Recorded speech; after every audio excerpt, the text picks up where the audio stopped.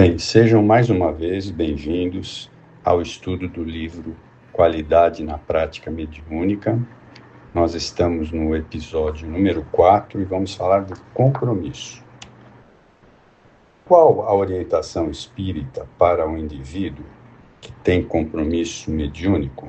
Resposta: a mediunidade é uma faculdade inerente ao homem e deve ser exercida com objetivos elevados.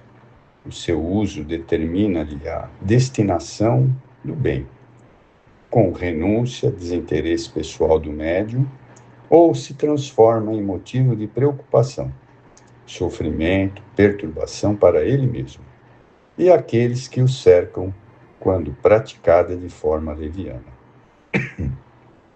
Os médiuns devem exercê-la com devotamento e modéstia, objetivando a divulgação da verdade. Que na realidade nós devemos raciocinar da seguinte maneira: nós médiuns fomos convocados por Jesus, né? E para quê? Para auxiliar a evangelização do planeta. Vejam como é a responsabilidade da mediunidade, né? Não é uma coisa simples, que a mediunidade é difícil de ser exercida. Mas continuando. Não se trata de compromisso vulgar para exibicionismo barato ou promoção pessoal. Porém, para, através do intercâmbio com os espíritos nobres, serem as criaturas arrancadas do lamaçal dos vícios, em vez de se tornarem campo para as paixões vis. Mas, se enfloresce nos círculos anônimos e obscuros, agigantando-se daí na direção da humanidade aflita. O conforto que proporciona é superior à capacidade de julgamento. A esperança que faculta é maior do que quaisquer palavras. Portanto, mediante os fatos incontestáveis, afirma a sobrevivência do ser à destruição pela morte, exortando a vida inteligente com sentido e finalidade. Posta a mediunidade a serviço das ideias enobrecidas, é alavanca para o progresso e apoio para todas as aspirações do bem, do belo e do eterno. Isso está no livro Médiuns e Mediunidades, de Viana de Carvalho. Consciente do objetivo da mediunidade e fiel ao seu compromisso mediúnico, de que forma o médium pode engrandecer-se através dele? Resposta: a mediunidade é um compromisso grave para um indivíduo que responderá à consciência pelo uso que lhe conferir, como sucede em relação às faculdades morais que o credenciam à felicidade ou à desdita, como decorrência da aplicação dos seus valores. Despida de atávios e crendices, a faculdade mediúnica propicia imensa área de serviço iluminativo, conclamando pessoas sérias e interessadas à conscientização dos objetivos da vida. O exercício consciente e cuidadoso, enobrecido e dirigido para o bem, proporciona ao médium os tesouros da alegria interior, que decorrem da convivência salutar com os seus guias espirituais, interessados no seu progresso e realização. A gente pode até colocar aqui, conforme que foi colocado aqui, quando a gente exerce a mediunidade de maneira simples, né?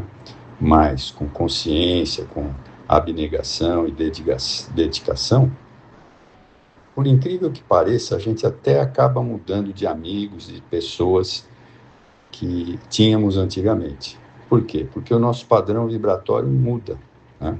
Conforme muda, as pessoas vão se afastando ou se atraindo, dependendo do padrão vibratório delas. Mas continuando aqui. Da mesma forma, experimenta crescer o círculo de afetividade além das fronteiras físicas, pelo fato dos espíritos que com ele se comunicam envolverem-no em carinhosa proteção, aumentando o número de entidades que se lhe tornam simpáticas e agradecidas pelo ministério desenvolvido, né? Ou seja, a gente sempre vai ficar cercado de espíritos que realmente nos amam, né?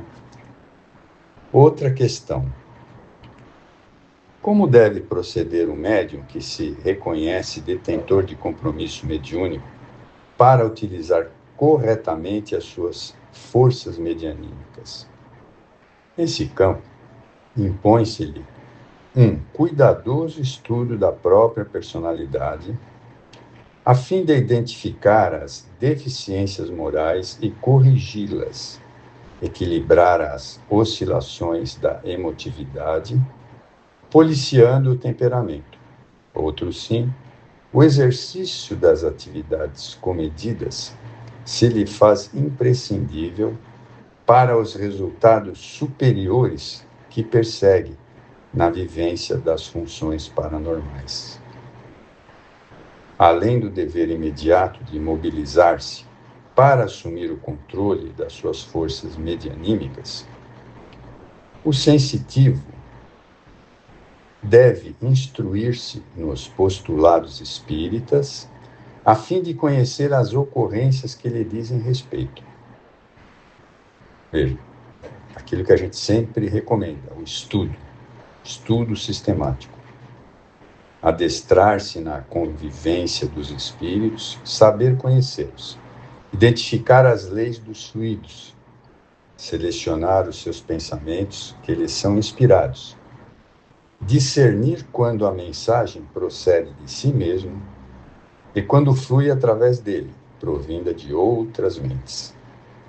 Igualmente, cabe-lhe conhecer as revelações sobre o mundo espiritual, despido do fantástico e do sobrenatural, do qual a vida na Terra é símile imperfeito, preparando-se, outro sim, para enfrentar as vicissitudes de vadear-lhe as águas quando ocorrer a desencarnação. A mediunidade não tem qualquer implicação com religião, conduta, filosofia e crença. A direção que se lhe dá é a que torna portadora de bênçãos ou desditas para o seu responsável. Com a doutrina espírita, porém, aprende-se a transformá-la em verdadeira ponte de luz, que facilita o acesso às regiões felizes, onde vivem os bem-aventurados pelas conquistas vitoriosamente empreendidas. Embora vivendo no turbilhão da vida odierna, o médium não pode prescindir do hábito da oração. Aliás, ninguém consegue planar acima das vicissitudes infelizes sem o benefício da prece, que luariza a alma por dentro, acalmando-a e inspirando-a ao mesmo tempo, fornecendo-a com as forças para os voos decisivos na conquista dos altos píncaros. Paralelamente, a vida interior de reflexões favorece o registro de mensagens que lhe são transmitidas, fazendo com que aprenda o silêncio íntimo com que se capacita para a empresa. Isso está no livro Limiar do Infinito, de Joana de Ângeles. Outra questão: por que a maioria da razão dos médios são de preferência utilizados por entidades tão doentes quanto eles? A mediunidade é compromisso com consciência sedenta de recomposição do passado. É o meio de servir com segurança e desprendimento, para ensejar trabalho a outrem por intermédio de alguém. Talvez não sejas um grande médium, conhecido e disputado pela louvação dos homens. No entanto, procura constituir-te obreiro do amor, que não é ignorado pelos infelizes, podendo ser identificado pelos sofredores da erraticidade. E também tem uma coisa, né?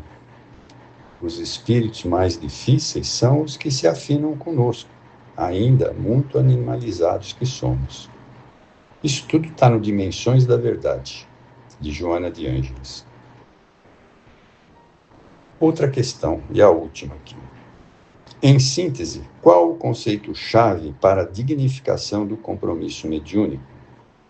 A mediunidade pode ser dignificada, necessita das luzes da consciência enobrecida.